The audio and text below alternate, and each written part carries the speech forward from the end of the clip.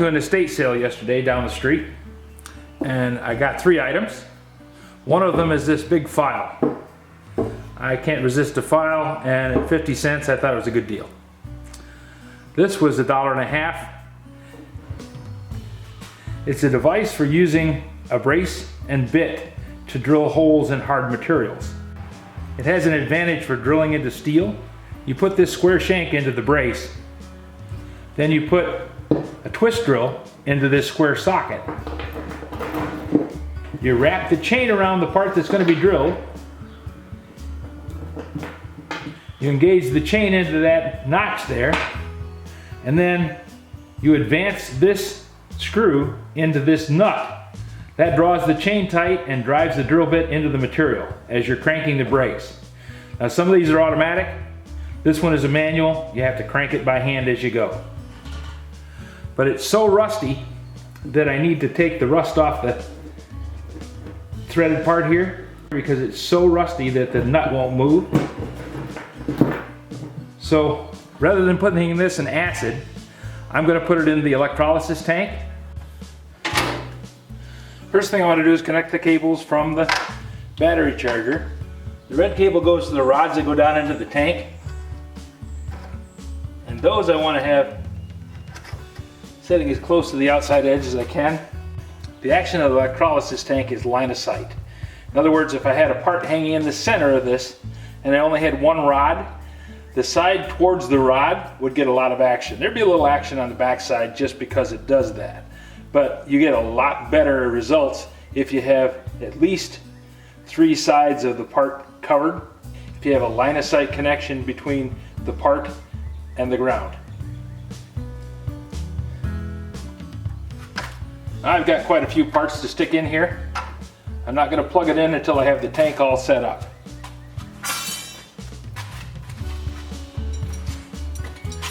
I just have them all strung together on a piece of copper wire. I used to think that I could only use iron wire. Then I didn't have any iron wire. I didn't have any iron wire one day, and I put some copper wire in there.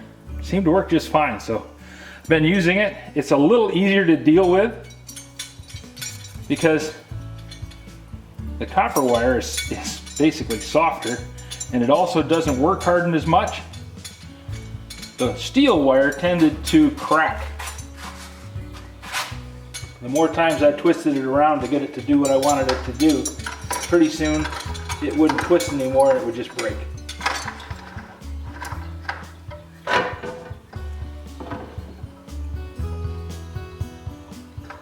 And I just want to have everything down into the bath and nothing contacting any of the rods. I don't want to have it short. This battery charger has the option of using it as a power source to start the engine or just to charge the battery.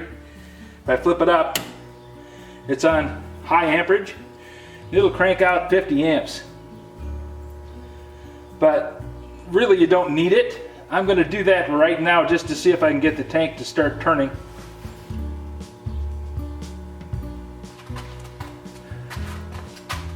It's mostly for the video shot just so that it shows up a little better.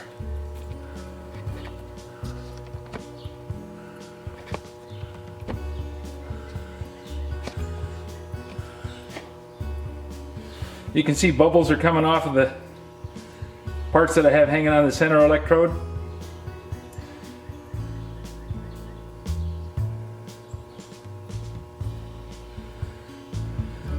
Now that I've shown you that it does work, I'm going to put it down on lower amperage because it only really needs 1 or 2 amps. And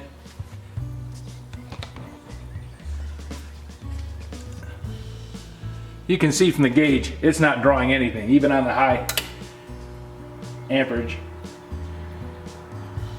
It has a higher potential, but it doesn't do a whole lot more.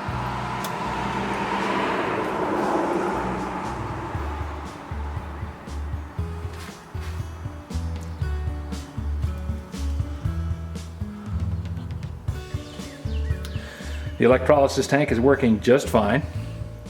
While the electrolysis tank is cooking, I'm going to go downstairs and mount up the lathe chisel rack and the marking gauge rack. That way I'll have the wall panel started and hopefully get some tools up behind the woodworking bench. Let's see how it worked.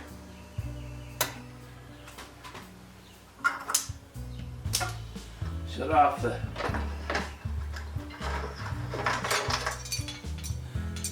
the battery charger, pull it out of the water, and then I need to take it out and put it into another bucket.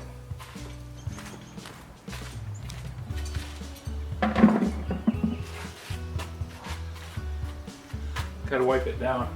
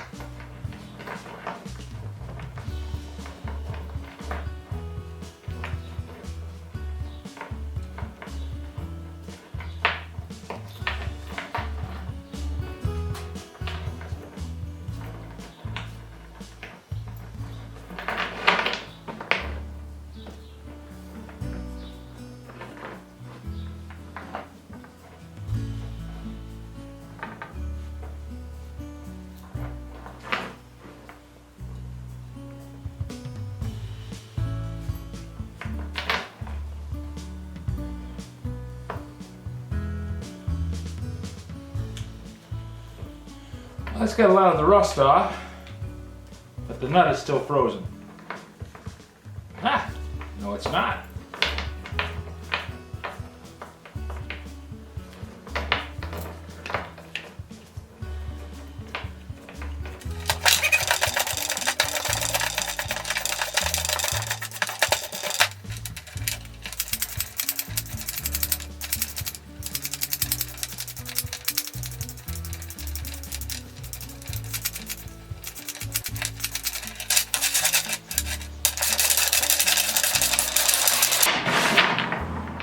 brush has obviously seen better days.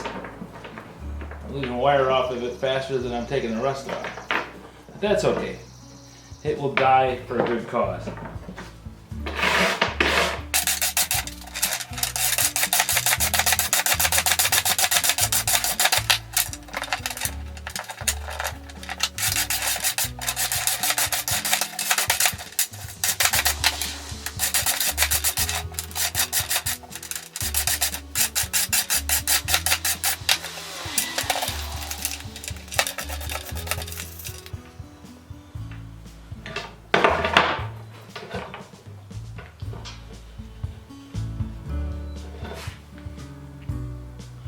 There's a ball bearing in here that is a series of loose balls captured in a race between this chuck and this washer. Somebody let it loosen up to the point where some of the balls fell out. So it's not complete. And I think what I'm going to end up doing is taking this collar off, and that will let the chuck slide out on the spindle, and I'll be able to clean that up and replace the balls. But for right now, I think I'm pretty good. Got most of the rust off of it. Electrolysis does a really good job of cleaning everything. And then, if you don't get the water off immediately, it goes right straight to flash rust. I mean, within seconds. As soon as it's out of the water and the oxygen hits it, it starts flash rusting.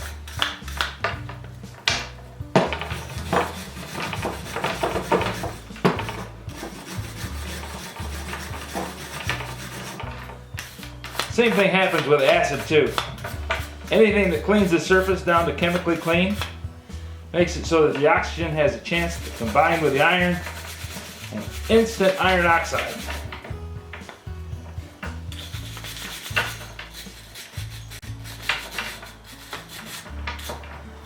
I'd really rather wash it off in hot water, but this is kind of messy for the kitchen sink.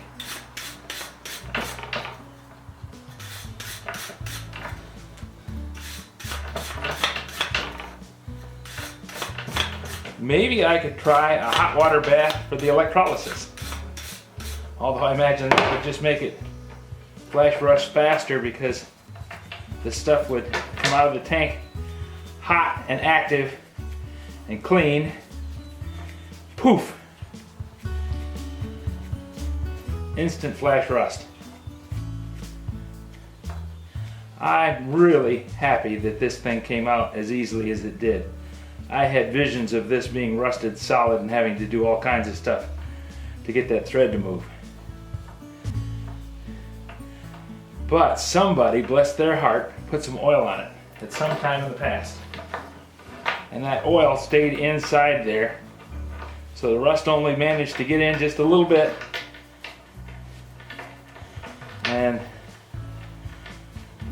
the electrolysis tank managed to take that rust off, break that little seal there. Next thing you know, off she comes.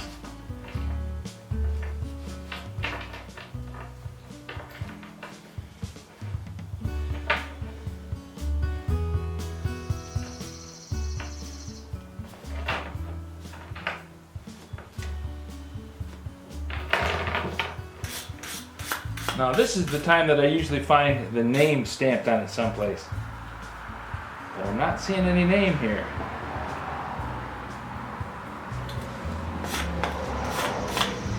Nothing on the shank. Nothing on the collar. Nothing on the nut here.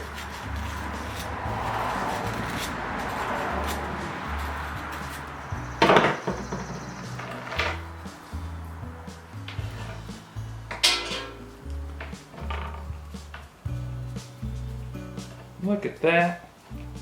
Isn't that beautiful? And the screw on the collar comes loose too.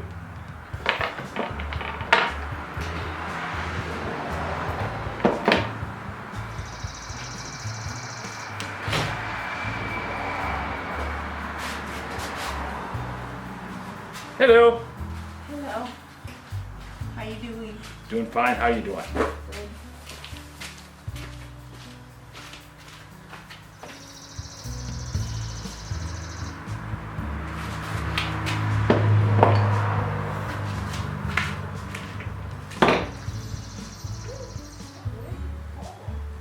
Yes, it is.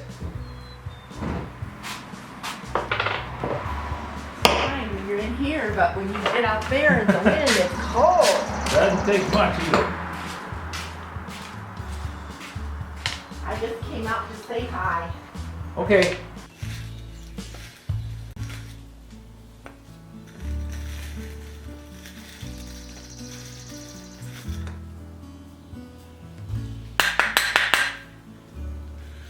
Just some crusty junk in there.